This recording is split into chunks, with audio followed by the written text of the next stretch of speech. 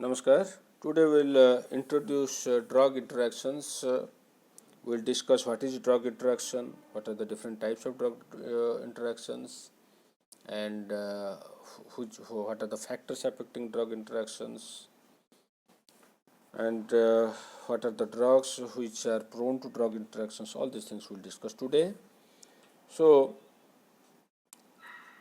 when the pharmacological activity of a drug is altered, uh, we call by another drug or by presence of food, drink, environment, or any disease or adjuvants or any chemicals, then we call it as drug interactions. So the drug whose pharmacological activity is altered is called the object drug, and the drug which alters the pharmacological activity of the object drug is called the precipitant drug. So when we have only two drugs, one is the object drug, the other is the precipitant, then we call it as drug-drug interactions. When the pharmacological activity of the drug is altered by presence of food, we call it as drug-food interactions, and similarly we can have drug-drinks interactions, drug-environment interactions, drug-disease interactions, drug-adjuvant interactions, drug-chemical interactions. So these drug interactions are mostly harmful, and when the pharmacological activity is increased, it may lead to toxicity, and when the pharmacological activity is decreased, it may lead to therapeutic failure. And the drug interactions are beneficial very rarely. Sometimes the dose, we can decrease the dose of a drug, so that in that case it becomes beneficial. Drug interactions are generally quantitative, there is increased or decreased effects, and rarely it is qualitative, that means only slow or rapid action will be there, so that is seldom, but mostly it is quantitative. So we can say because of the drug interactions there is increased effect or decreased effect. The drugs which interact frequently, so frequently interacting drugs. So drugs with narrow therapeutic index. As we know, the therapeutic index is the ratio of maximum safe concentration to minimum effective concentration.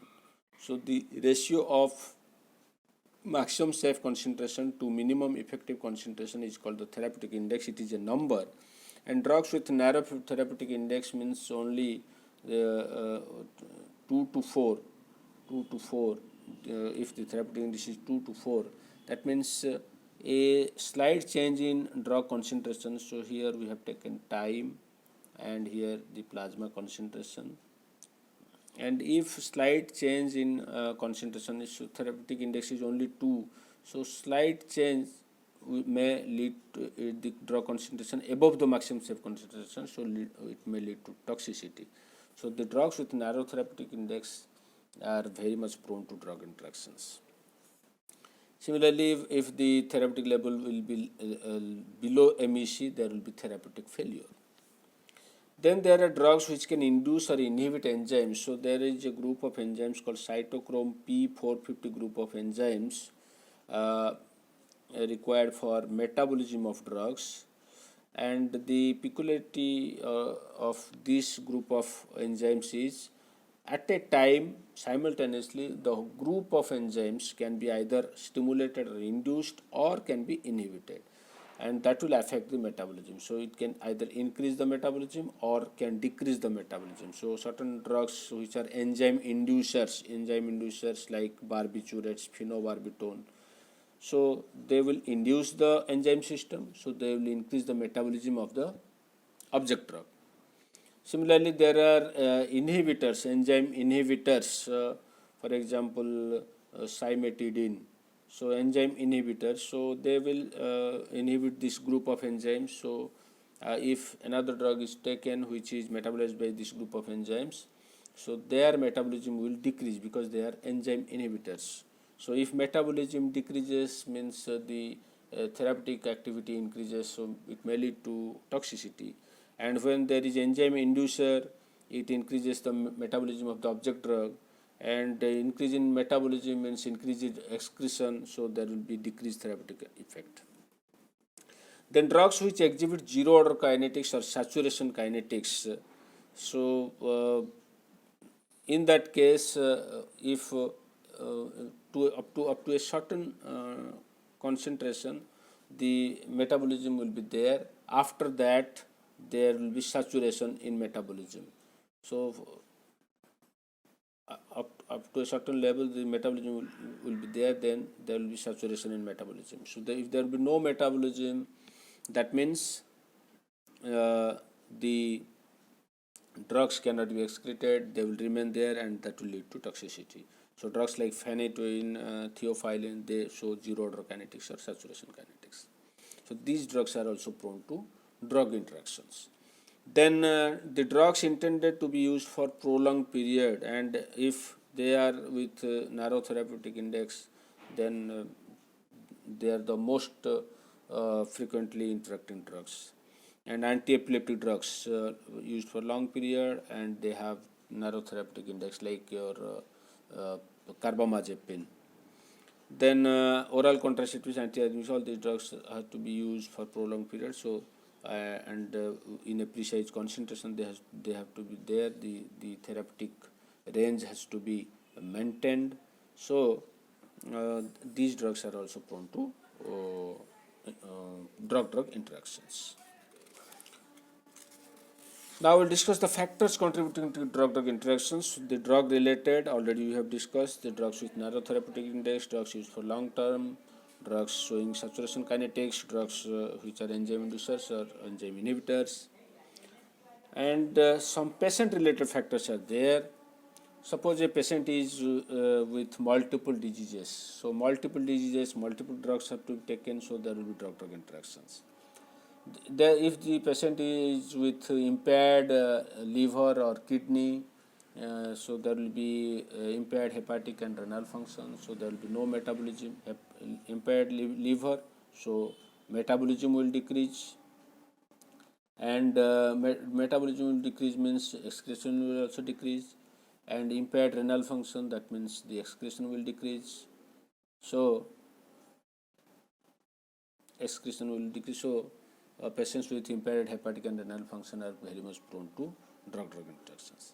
Elderly patients, they have impaired hepatic renal function, they have multiple diseases. So elderly patients, because of their age, the body functions decrease, so they are very much prone to drug-drug interactions.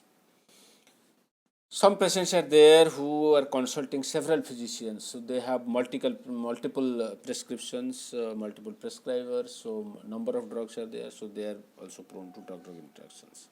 So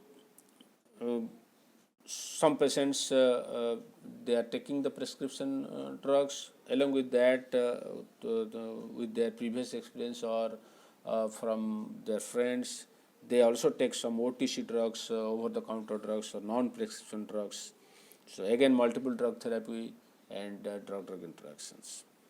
Some patients with non-compliance or showing poor compliance. Suppose a drug has to be taken 8 hourly, and he forgotten, and at a time he has taken 2 drugs. So 2 tablets at a time. So in that case, so those patients with non-compliance or poor compliance also are prone to drug-drug interactions. Drug abuse, drug misuse, all also lead to drug-drug interactions. So these are factors contributing to drug-drug interactions. Now let us discuss the mechanism of drug-drug interactions. We can have 3 types of mechanism, and one is pharmacokinetic. If the absorption, distribution, metabolism or excretion of a drug, that is the object drug, is altered by the precipitant drug, then that is called pharmacokinetic drug-drug interaction.